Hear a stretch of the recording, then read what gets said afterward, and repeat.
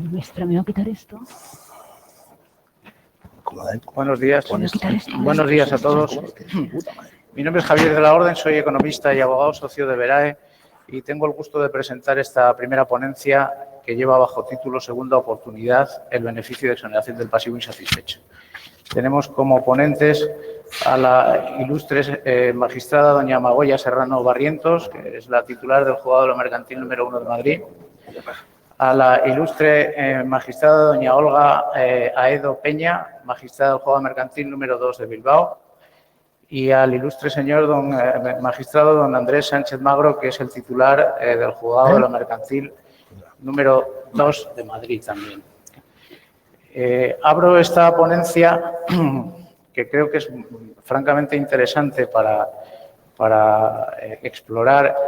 Hemos estado extrayendo datos del INE, ¿no? Y parece ser que el número de concursos de persona física y de persona que se acogen primero a instituciones preconcursales y luego intentan concluir con un beneficio de exoneración de pasivo insatisfecho está creciendo notablemente desde que se constituyó, desde que se creó la Ley de Emprendedores del año 2013. Entonces, os doy la palabra para que nos expliquéis un poco el procedimiento bueno, el título de la ponencia ya lo conocéis, la forma en la que se solicita primero el acuerdo extrajudicial de pagos y luego cómo se consigue, cómo se alcanza el beneficio de exoneración de pasivo insatisfecho.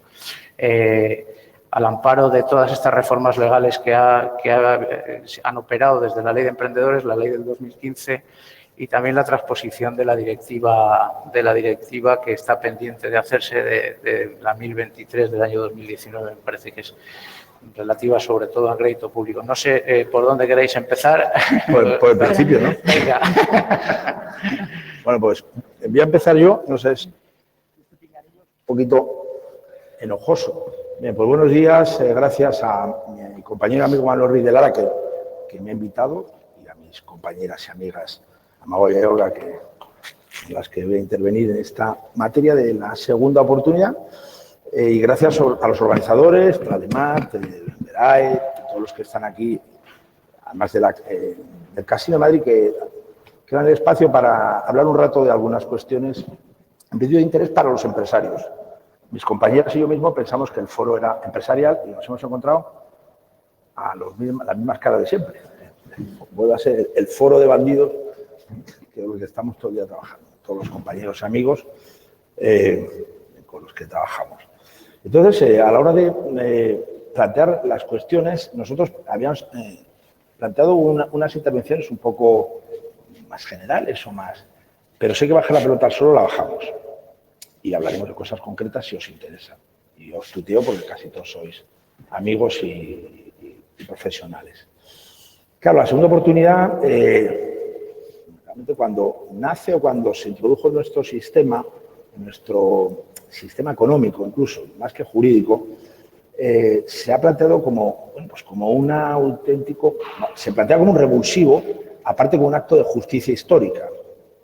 No era normal, no era razonable que teniendo un ordenamiento mercantil y concursal que se entendía de primera línea, todavía tuviéramos el hándicap de no poseer en el sistema español de la condonación de deudas, de la Fresh Start, del sistema de exoneración de pasivos, sobre todo para particulares, para consumidores, también para comerciantes, luego, que pudieran posibilitar una nueva vida, una segunda vida, y no estar con el agobio permanente, con la losa permanente, el principio de responsabilidad patrimonial losal de 1911, el Código Civil, que dogmáticamente muy correcto, pero que impedía la viabilidad y la fluidez económica, porque aquí al final se trata de que las cosas fluyan.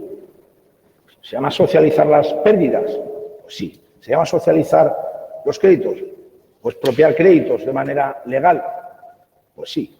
Pero se trata de que la gente, cuando fracasa en su vida, pueda tener una cierta esperanza, ¿no?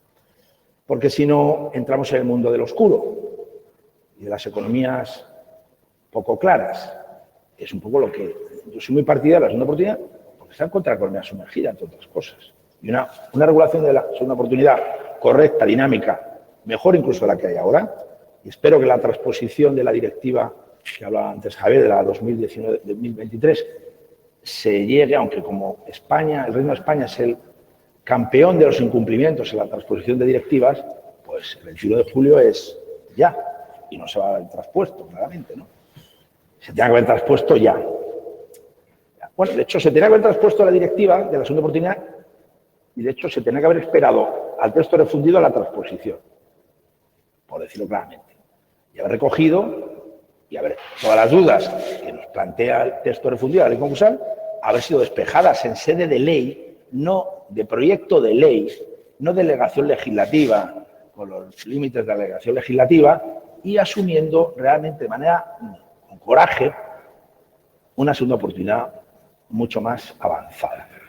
Bueno, como digo, un acto de justicia histórica, cuando en 2015, el Real Decreto Ley 1/2015, 27 de febrero, se introduce la segunda oportunidad, se introduce además de una manera general, porque en principio, bueno, pues, para persona física, persona comerciante también, bueno, persona natural. Ahora ya en el texto definido, persona natural, no cabe duda.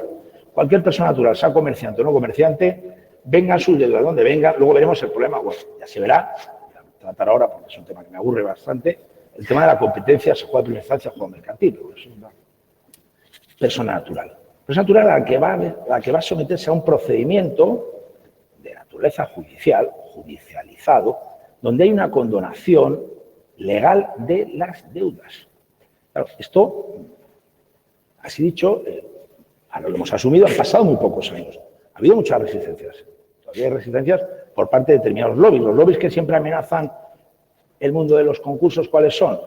Las manzanas que van, o sea, los gusanos que van royendo la manzana de insolvencia, evidentemente está la entidad financiera, con privilegio, el mundo laboral y, por último, el mundo público. Y el crédito público, que imagino que tú vas a tratar un poco de esta cuestión. Entonces, esto, en principio, es una voladura del sistema, que hay una segunda oportunidad y que señores, personas naturales, con la condición que tengan, vengan a ser condonadas sus deudas. De manera general, con algunos elementos, con algunos requisitos, con algunos presupuestos. Claro, en principio, lo más importante hay que saber que lo que ha querido nuestro sistema es, a partir del concepto medular de la buena fe, de que, oiga, no todo deudor insolvente, por hecho de serlo, podría acogerse a la segunda oportunidad. Tiene que cumplir algunos parámetros, tiene que cumplir algunos elementos valorativos, axiológicos. En este caso, la buena fe. La buena fe como el presupuesto subjetivo sobre el que gira todo el sistema de la segunda oportunidad o del beneficio, la resolución del pasivo insatisfecho, por su acrónimo, el BEPI. Un nombre, en fin, no sabemos si es de dibujos animados esto, el BEPI, pero bueno, la segunda oportunidad, yo prefiero hablar de la segunda oportunidad.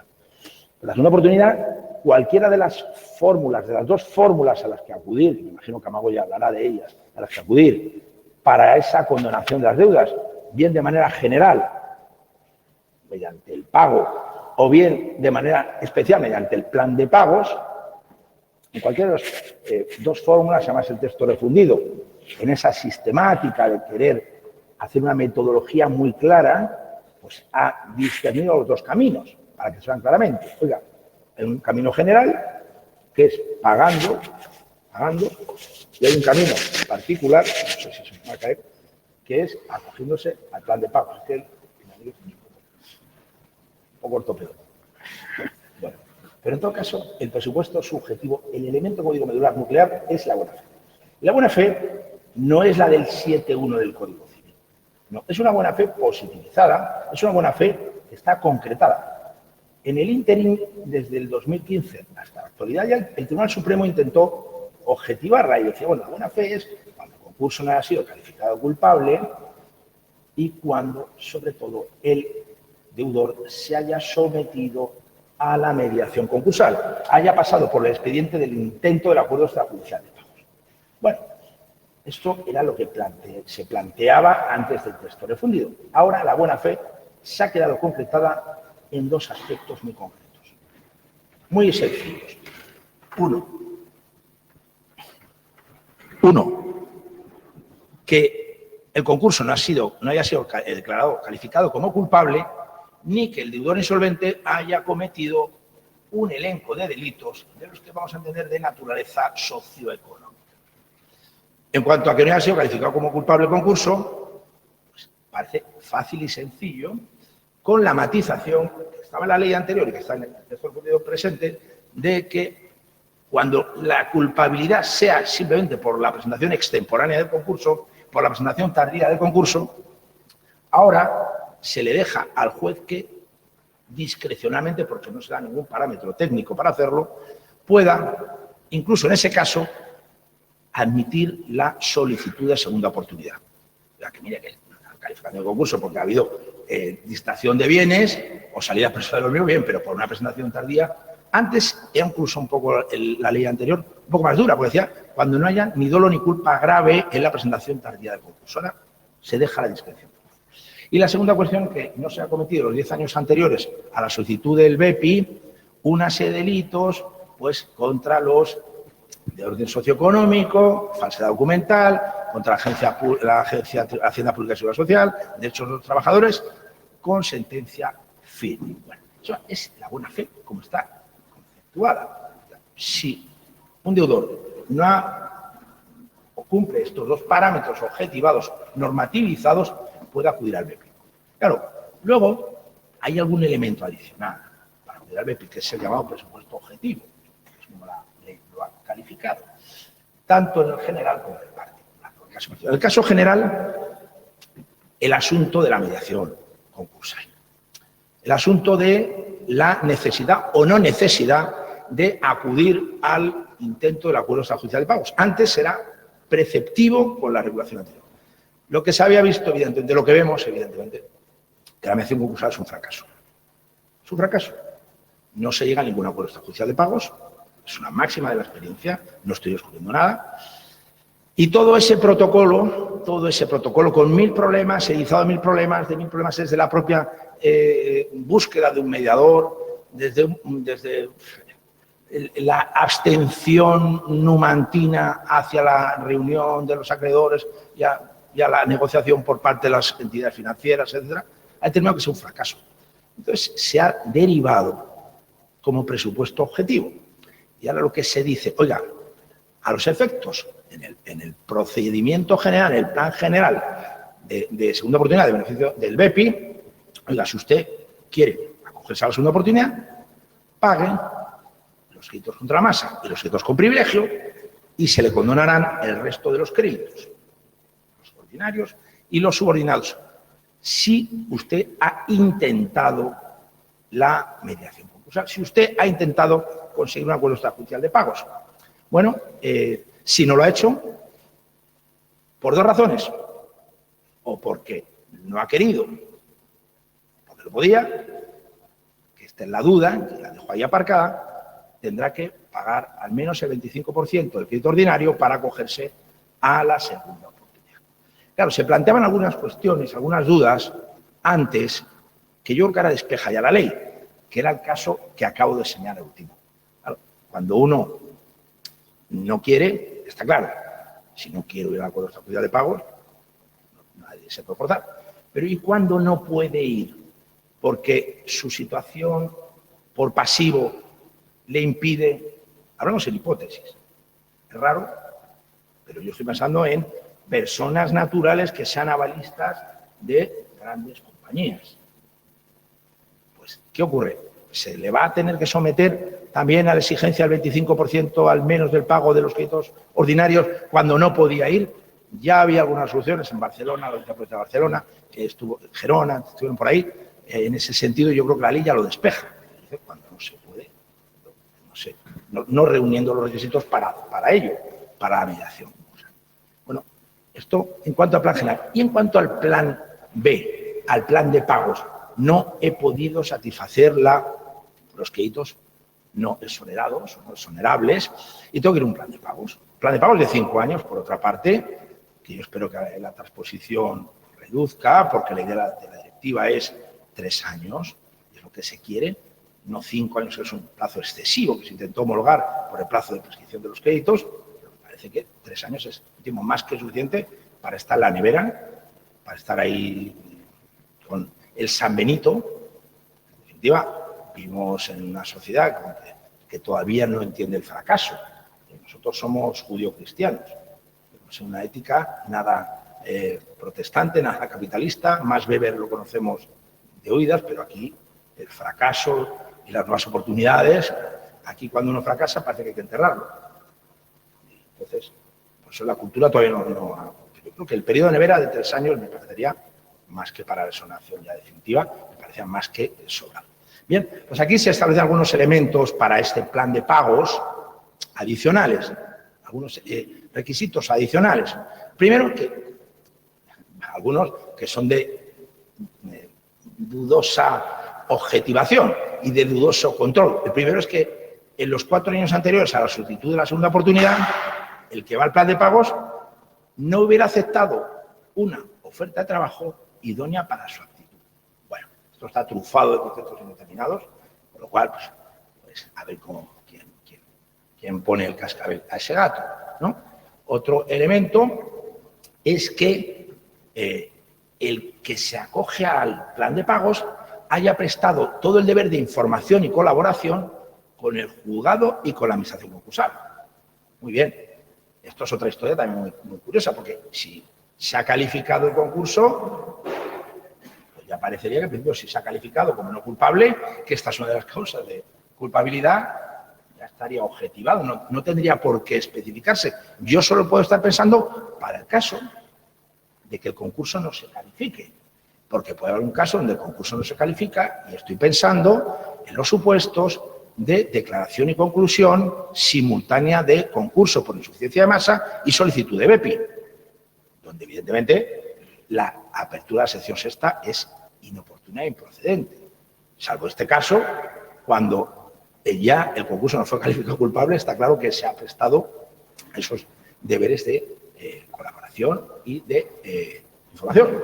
Y además que se ofrezca, como niño o niña buena, el sometimiento, el acatamiento al plan de pagos que va a aprobar el juez y el consentimiento para que se inscriba en el registro público concursal durante el periodo de 5 años, esperamos que algún día sea 3, ese plan de pagos. En definitiva, algún elemento adicional que se exige para el plan de pagos, pero que todo gira sobre la buena fe y sobre la idea que creo que es importante dejar aquí presente sobre la mesa. Y sin más nada, pues le doy la palabra a Olga. O a Magoya, perdón.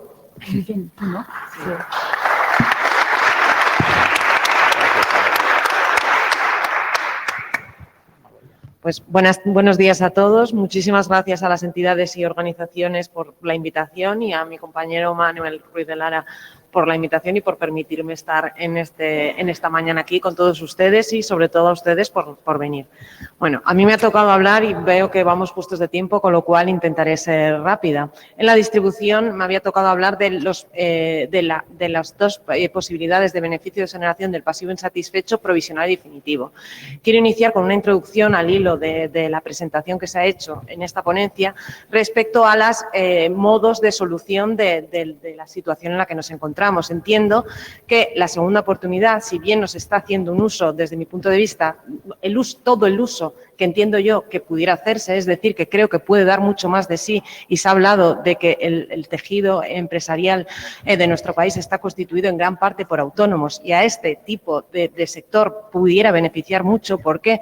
Porque la finalidad de esta institución no es otra que la exoneración plena, obtener una segunda oportunidad como con una condenación de deudas. Y esta condenación de deudas, ¿qué permite?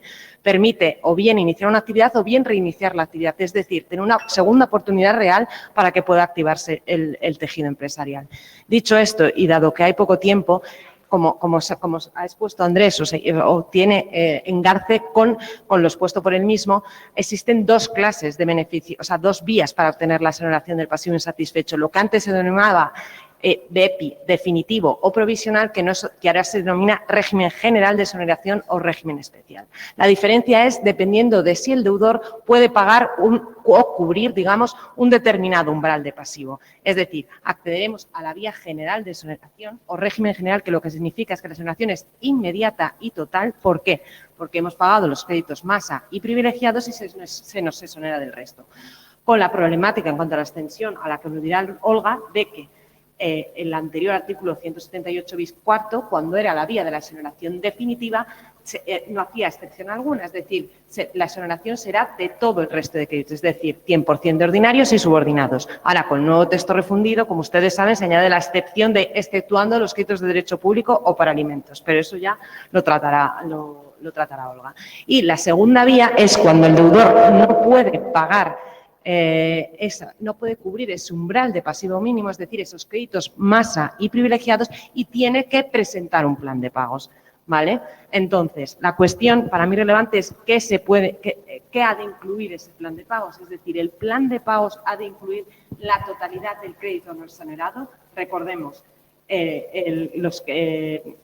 no puede cubrir el deudor crédito masa y privilegiado y ha de presentar un plan de pagos. Y la cuestión es esa, ¿qué ha de incluirse en ese plan de pagos? Bien, la literalidad del precepto pudiera llevar a pensar que ese plan de pagos ha de incluir la totalidad del crédito. Es decir, que si yo debo 100 en el plan de pagos y no tengo que incluir esos 100. Ahora bien, tenemos la sentencia del Tribunal Supremo 381/2019 del 2 de julio que lo que nos viene a decir es que ese reembolso parcial, es decir, ese plan de pagos, tiene que atender a la situación individual del empresario, es decir, a los recursos y capacidad económica del mismo, de manera que no se le impida el acceso a la exoneración por no poder cubrir la totalidad de ese plan de pagos. ¿Vale? ¿Qué nos dicen las directivas a este respecto? Y como bien ha aludido Andrés, la directiva en ese aspecto también es clara, y en el artículo, creo recordar que es el artículo 20, lo que se nos dice es que el plan de pagos ha de tender a la situación individual del empresario y ser proporcionado a sus activos y renta disponible. De manera que las ideas clave que podemos sacar de esta, tanto de la directiva, es decir, de la normativa comunitaria, como de la jurisprudencia emanada del Tribunal Supremo, en primer lugar es la flexibilidad. Es decir, entiendo que el juez ha de tener cierta flexibilidad y poder modificar ese plan de pagos. Modificar el plan de pagos primero, para adaptarlo para adaptarlo a la situación económica real del deudor, es decir, a lo que el deudor pueda pagar, sin que se tenga que incluir la totalidad de la deuda. Segundo, que han de atenderse todos los intereses en juego, es decir, los intereses de los acreedores, pero también el interés del deudor, es decir, es un equilibrio entre ni te voy a poner un plan de pagos que pagues 5 euros cuando puedas pagar, 5 por decir, X cuando puedas pagar mucho más, sino que vamos a atender a lo que tú verdaderamente puedas pagar y que tú realices ese esfuerzo, que al final esta es la idea, ¿vale?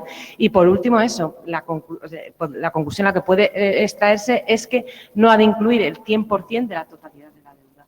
¿Por qué? Porque además, si obligamos a que el plan de pagos incluya el 100% de la totalidad de la deuda, estaremos abocando a una revocación del beneficio por incumplimiento.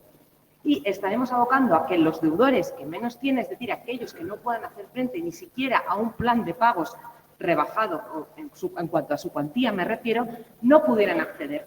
¿Por qué? Porque si no presento un plan de pagos que me sea aprobado y si el juez da por hecho que va a incluir la totalidad, nunca va a aprobar ese beneficio. Y al final entroncaría con qué, cuál es el objetivo de la directiva y cuál es el objetivo al que ha de tenderse, hilándolo con lo que ha dicho Andrés, la plena exoneración de deudas. El problema es que yo creo que en España todavía esta idea es difícil de que cale. ¿Por qué? Porque se tiene la idea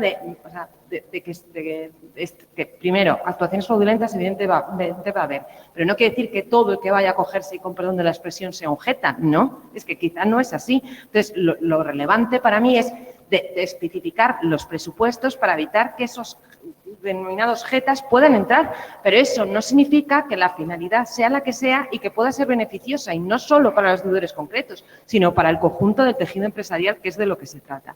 Y hilándolo con el concepto de buena fe que ha hablado Andrés, claro, la directiva, la de buena fe ahora es un concepto normativo, como ha explicado. En la directiva lo que se establece es un concepto de buena fe más amplio y se remite a la normativa nacional, pero para determinar cuál es el concepto de buena fe, pero se establecen una serie de parámetros que han de tenerse en cuenta para determinar cuándo un deudor es de buena o mala fe.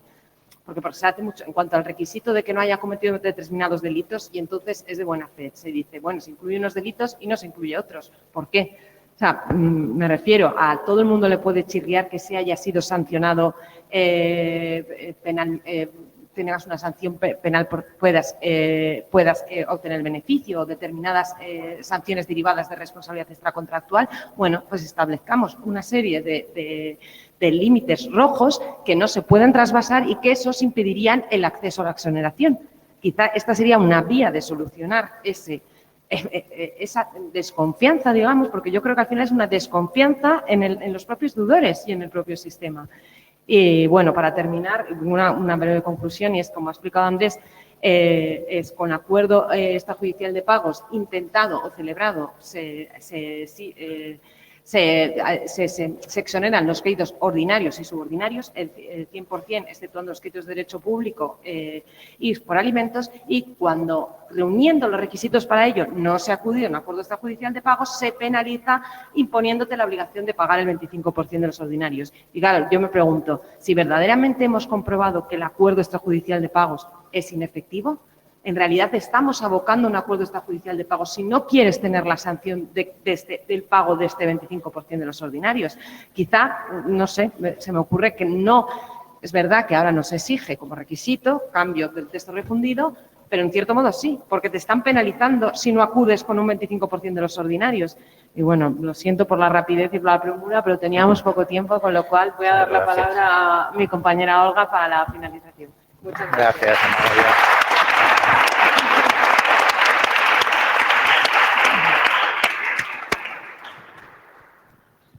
Bueno, pues buenos días a todos. Muchísimas gracias a mi compañero Manu Ruiz de Lara y a la organización.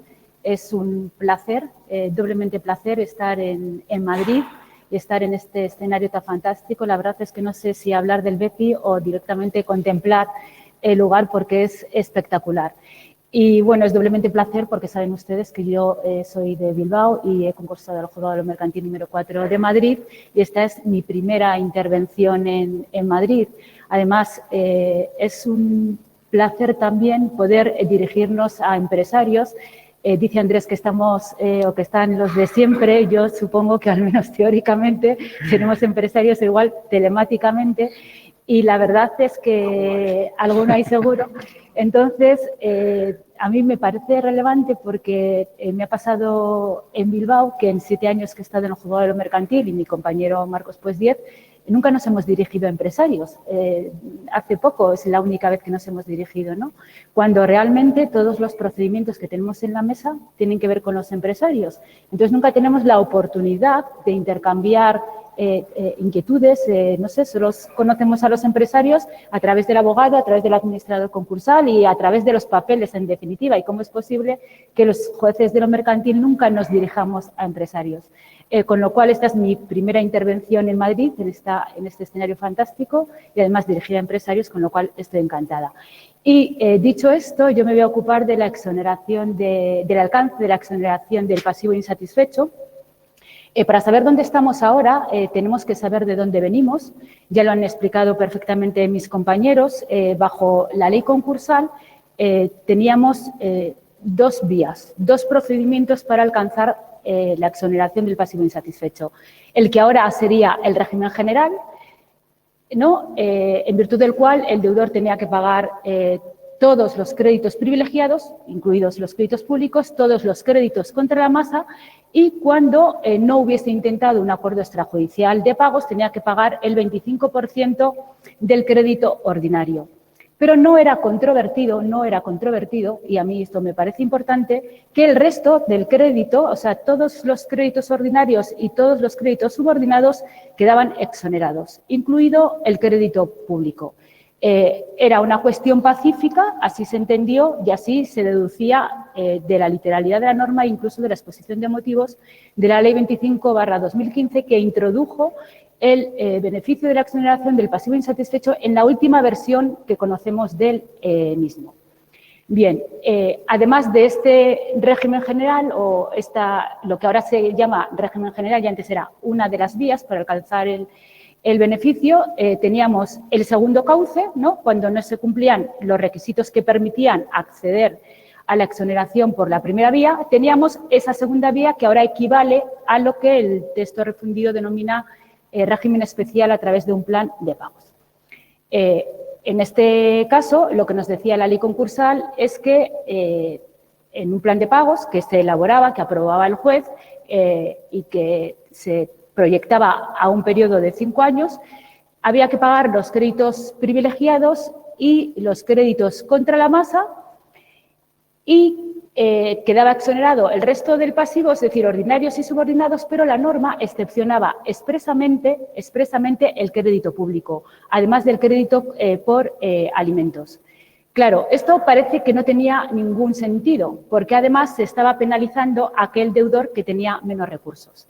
La situación era el deudor que tenía más recursos, si se puede hablar de más recursos, pero en definitiva el que estaba en disposición de pagar el crédito privilegiado, el crédito contra la masa y en su caso el 25 del ordinario, resultaba que obtenía la exoneración de una forma inmediata y además no tenía que pagar el crédito público ni ordinario ni subordinado. Frente a ello, quien tenía menos recursos, ¿no?, tenía que acudir a un plan de pagos, no obtenía la exoneración de forma inmediata y además tenía que pagar el crédito público de los ordinarios y de los subordinados.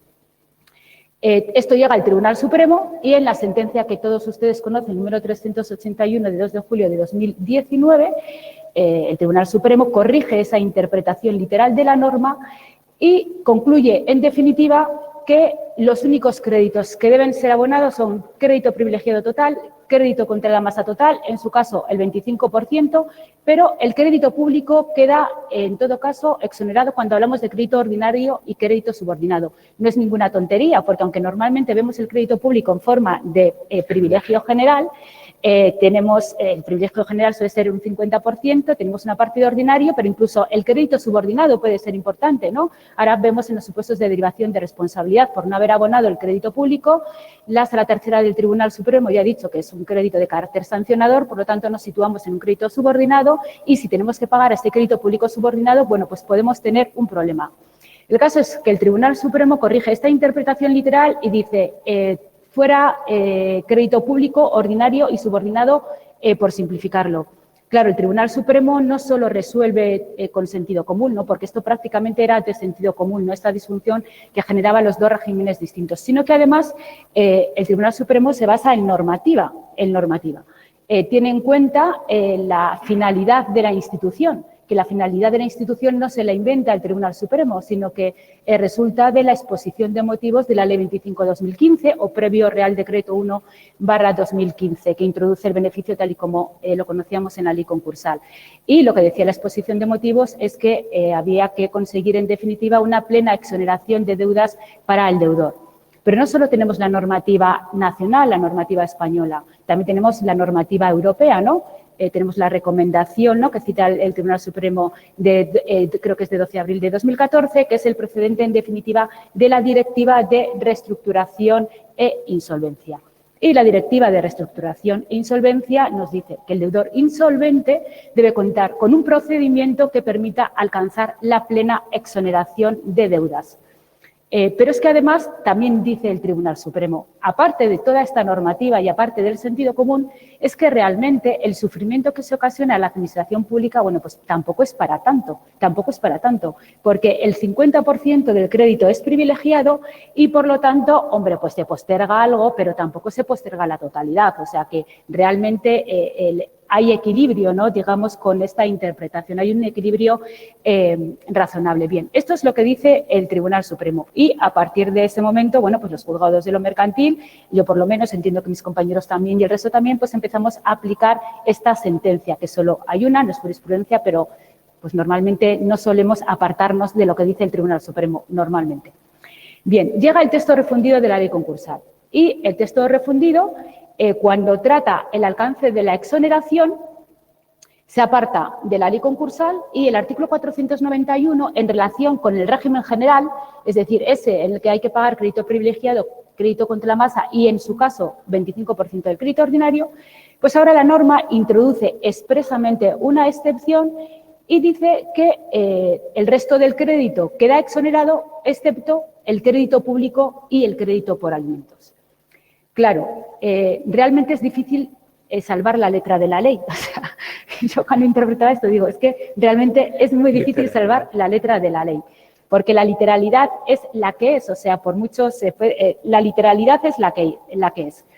Claro, a partir de este momento, pues los jueces empezamos a preguntarnos si en esta tesitura resulta aplicable o sigue siendo aplicable la conocida sentencia de 2 de julio de 2019 que decía anteriormente. Y entonces aquí aparecen dos corrientes de jueces, ¿no?, que dictan resoluciones distintas. El camino lo abre Barcelona, ¿no?, como suele pasar casi siempre, o como ha venido pasando al menos hasta ahora, y el Juzgado de lo Mercantil número 7 dicta una resolución en la que nos dice que, bueno, que el gobierno se ha excedido al establecer el texto refundido, en definitiva, se ha apartado del mandato del legislador al introducir esa excepción, ¿no? Estamos en una situación de ultra vires y, siguiendo la doctrina del Tribunal Constitucional, ello permite al juez inaplicar el precepto sin necesidad de plantear una cuestión de inconstitucionalidad. Entonces, el Juzgado de lo Mercantil número 7 de Barcelona dice, pues miren, yo no voy a aplicar el artículo 491 y voy a seguir aplicando la sentencia del Tribunal Supremo de 2 de julio de 2019.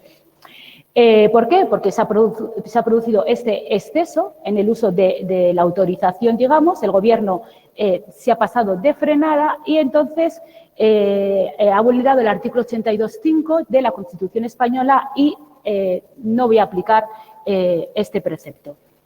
Esta corriente es seguida por otros jueces, yo es lo que aplico en mi juzgado, no sé, Amagoya también, o sea, porque tenemos un auto de la Audiencia Provincial de Barcelona y Andrés, pues la verdad es que no lo sé, pero en definitiva estamos este grupo de jueces, yo lo hacía en Bilbao y lo seguiré, salvo que haya un acuerdo de todos los jueces de Mercantil en Madrid, lo seguiré haciendo en Madrid. Y, por otro lado, está otro grupo de magistrados que dicen que, en definitiva, no hay ultravires, que esa figura debe ser analizada desde el punto de vista de la literalidad de la ley. Y sí es cierto que la interpretación que hacía antes el Tribunal Supremo, bueno, pues también se podía hacer en sentido contrario, ¿no?, confrontando la obligación de pagar el crédito público que sí se establecía en el caso del plan de pagos. Esta es la situación que tenemos actualmente. Y esta posición de inaplicar el artículo 491 y, en definitiva, excluir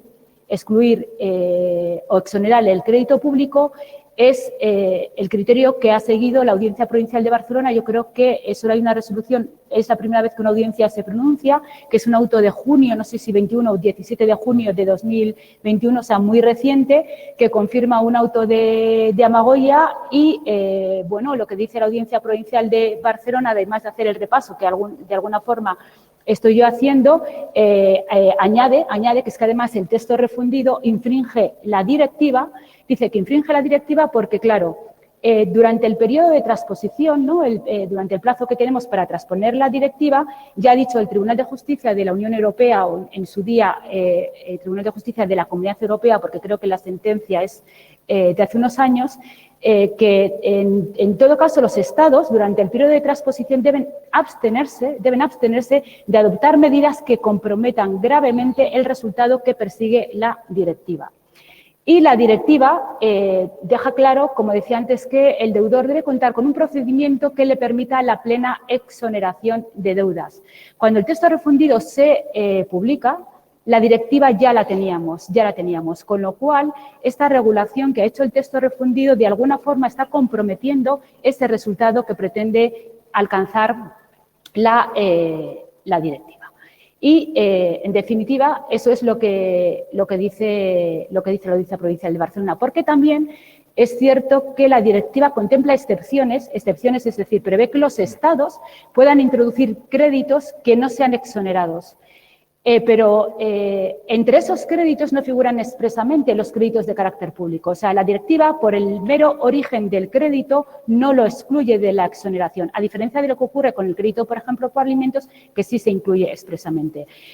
También es cierto que la directiva deja libertad a los Estados para introducir o no exclusiones, pero también dice que, en todo caso, esa exclusión debe estar debidamente justificada. O sea, que el Estado, cuando se transponga la directiva, no puede no exonerar el crédito público por el mero hecho de que sea público, sino que si lo excluye de la exoneración, en todo caso, deberá justificar el Estado, deberá justificar por qué no se excluye el crédito público.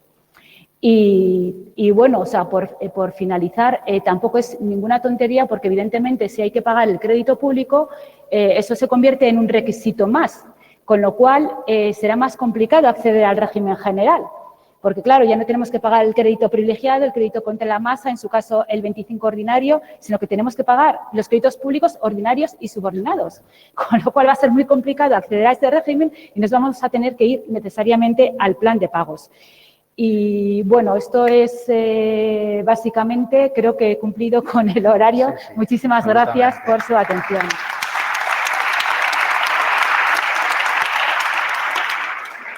Yo sí. Si les parece, abrimos unos minutos de preguntas por si alguna persona que está aquí en la sala. Sí, empezamos con usted. Sí.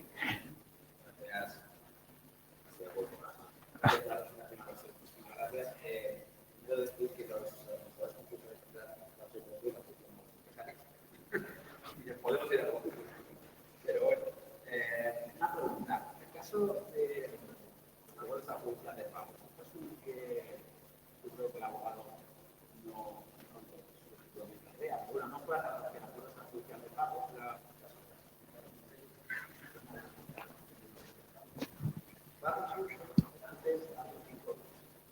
Yo lo que les digo con el abogado es que ponga el régimen general considerando que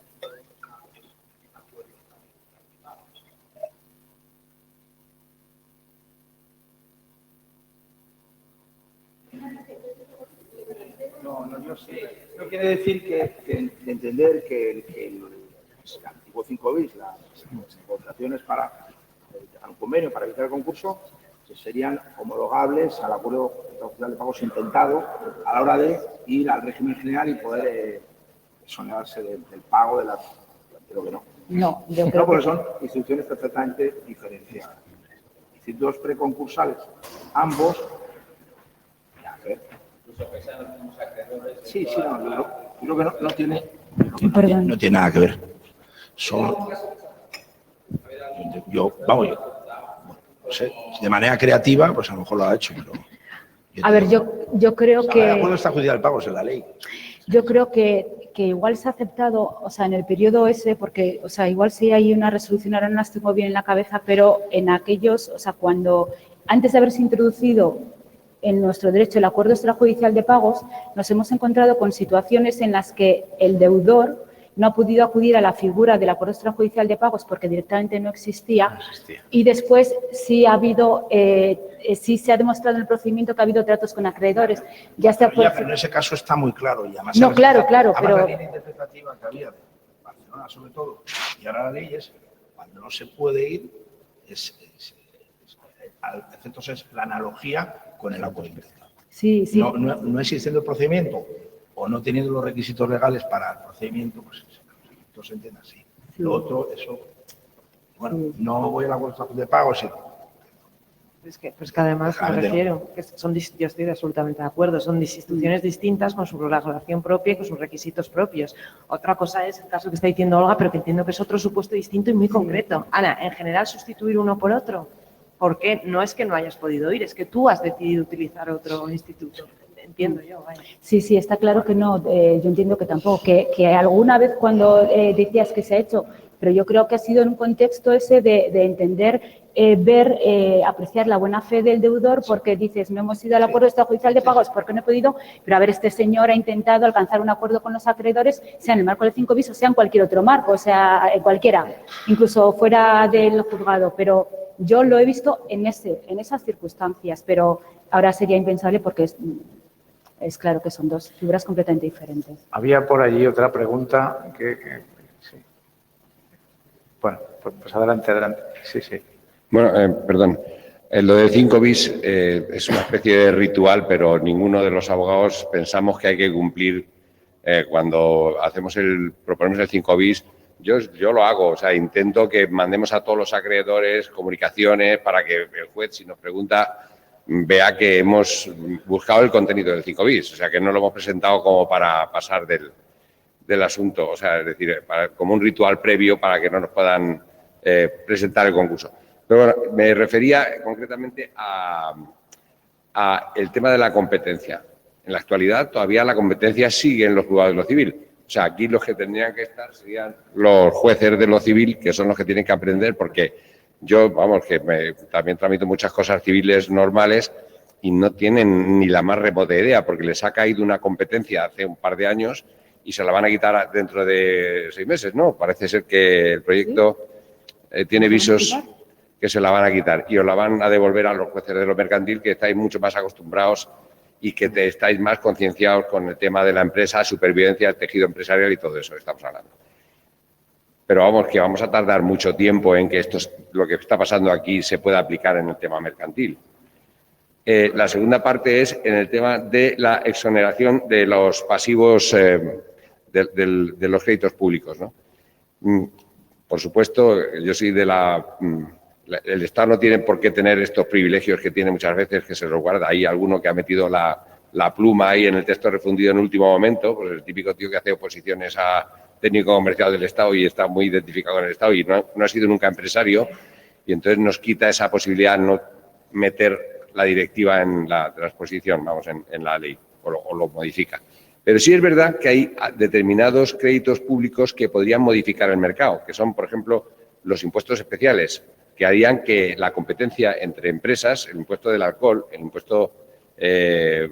impuestos de otra índole, que haría que se modificase el mercado si pudiéramos exonerar esos créditos. Habría que mantenerlos para que la gente tuviera que ofrecer al mercado al mismo precio, todo el mundo, el mismo producto. No decir, bueno, yo esto no lo dejo ahí sin pagar y luego me acojo a la...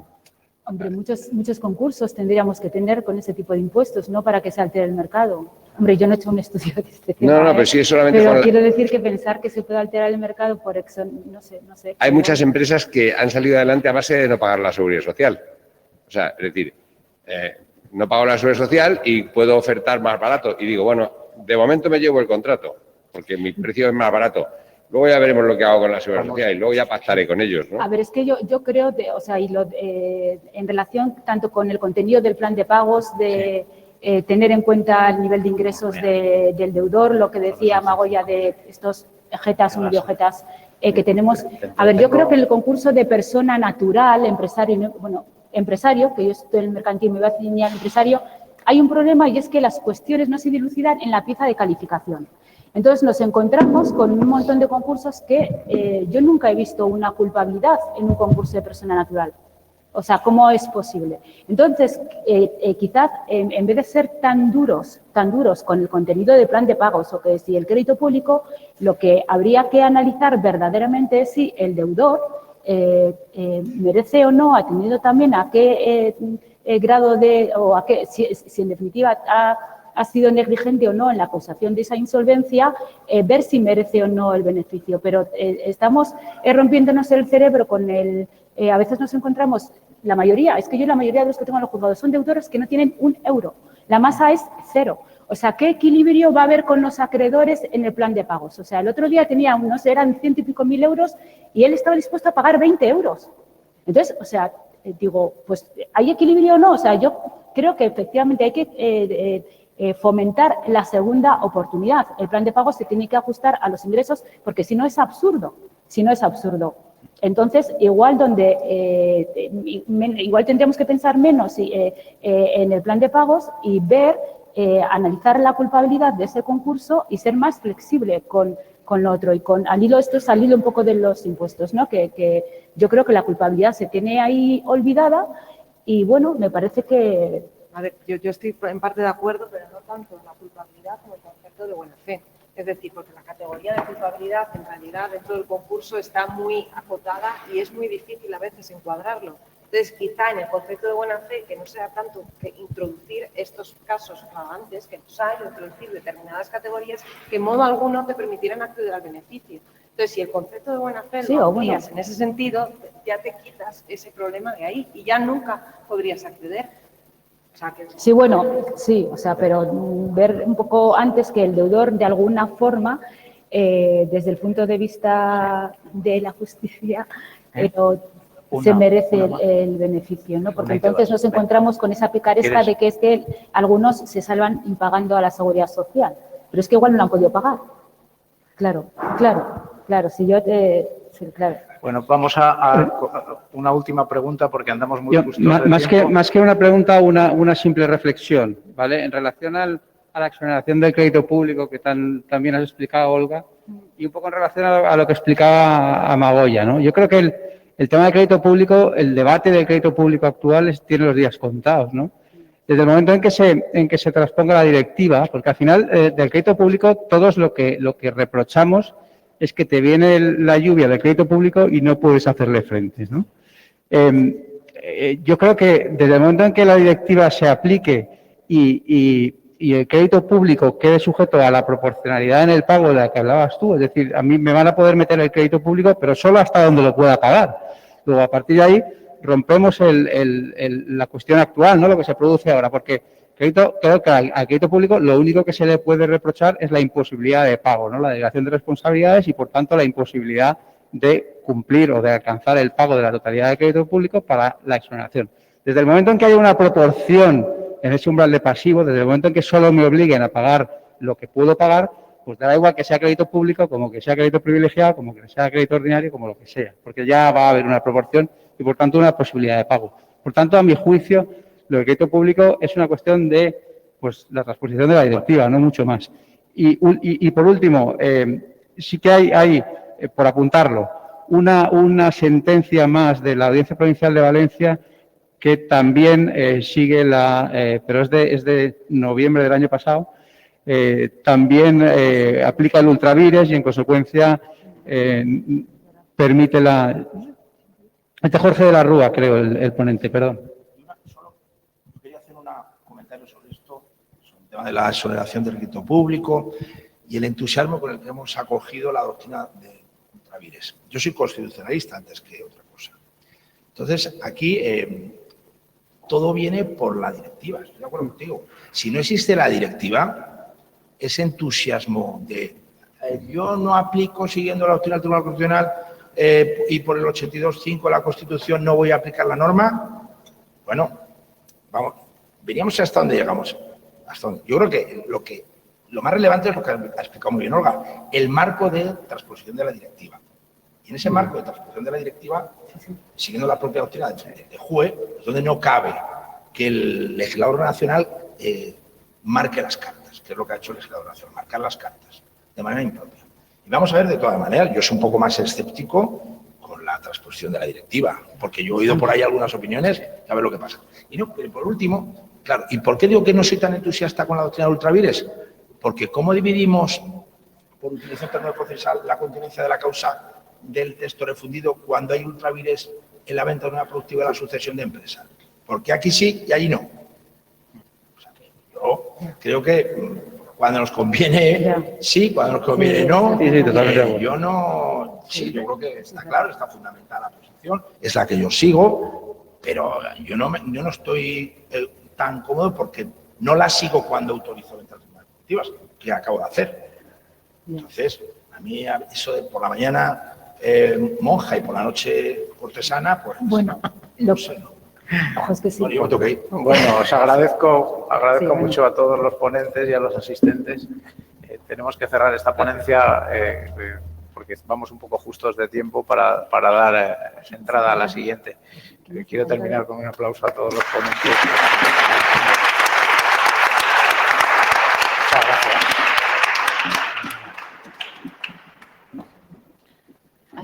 Tenéis que pasar ahí a haceros la foto.